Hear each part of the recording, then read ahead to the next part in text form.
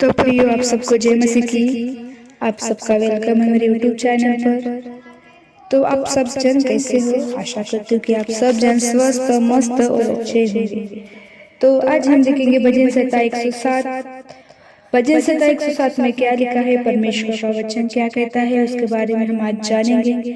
हे संकट से छुटकारा। तो चलो बिना देरी कहे हम शुरू करते हैं।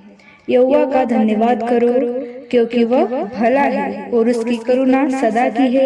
यहोवा के छुड़ाए हुए ऐसा ही कहे, जिन्हें उसने शत्रु के हाथ से दाम देकर छुड़ा लिया और उन्हें देश देश से, पूरब पश्चिम और उत्तर दक्षिण से इकट्ठा किया है। वे जंगल में मरुभूमि के मार्ग पर भटकते फिरे और कोई बसा हुआ नगर न पाया। भूख और प्यास के मारे वे विकल हो गए। तब उन्होंने संकट में यहोवा की दुहाई दी और उसने उनको संकट से छुड़ाया और उनको ठीक मार्ग पर चलाया, ताकि वे बसने के लिए किसी नगर को जा पहुंचे। लोग यहोवा की करुणा के कारण और उसके आश्चर्य कर्मों के कारण जो वो मनुष्य के लिए करता है, उनका धन्यवाद करें, क्योंकि वह अभिलाषी जीव को संतुष्ट करता है और भूखे को उत्तम पदार्थ से तृप्त करता है। जो अंधियारे और मृत्यु की छाया में बैठे हैं और दुख में पड़े और बेड़ियों में जकड़े हुए थे, इसलिए कि वे परमेश्वर के वचनों के विरुद्ध चले और परम प्रधान की संपत्ति को तुच्छ जाना। तब उसने उनको कष्ट के द्वारा दबाया। वे ठोकर खाकर गिर पड़े और उनको कोई सहायक नहीं मिला। तब उन्होंने संकट में यहोवा की दुहाई दी और उसने संकट से उनका उद्धार किया।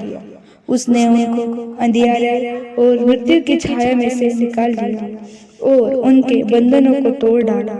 लोग यहोवा की करुणा के कारण और उन आश्चर्य कर्मों के कारण जो वो मनुष्य के लिए करता है, उसका धन्यवाद करें, क्योंकि उसने पीतल के फाटकों को तोड़ा और लोहे के बंडों को टुकड़े टुकड़े किया।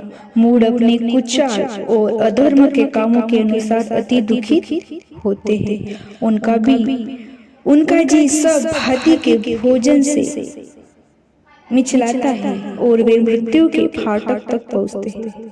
तब वे संकट में यहोवा की दुहाई देते हैं और वह संकट से उनका उद्धार करता है। वो अपने वचन के द्वारा उनको चंगा करता और जिस गड्ढे में वो पड़े हैं उसने निकालता है।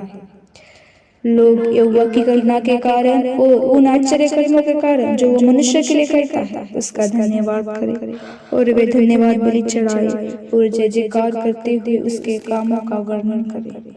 जो लोग जहाजों में समुद्र पर चलते हैं और महासागर पर होकर व्यापार करते हैं, वे यहोवा के कामों को और उन आश्चर्य कर्मों को जो वह गहरे समुद्र में करता है देखते हैं। क्योंकि वह आज्ञा देता है, तब प्रचंड बयार उठकर तरंगों को उठाती है। वे आकाश तक चढ़ जाते हैं, फिर गहराई में उतर आते हैं और क्लेश के मारे उनकी जी में जी नहीं रहता। वे चक्कर खाते और मतवाले की भांति लड़खड़ाते हैं और उनकी सारी बुद्धि मारी जाती है।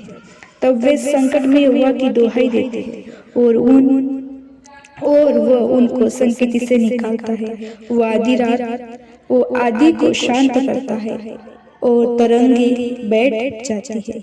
तब वे उनके बैठने से आनंदित होते हैं और वह उनको मन चाहे बंदरगाह में पहुंचा देता है।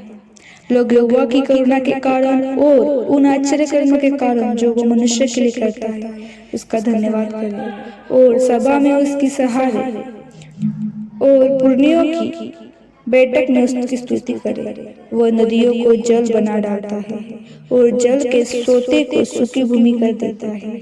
वो फलवन भूमि को नौनी करता है। यह वहाँ के रहने वाले की दृष्टि के कारण होता है।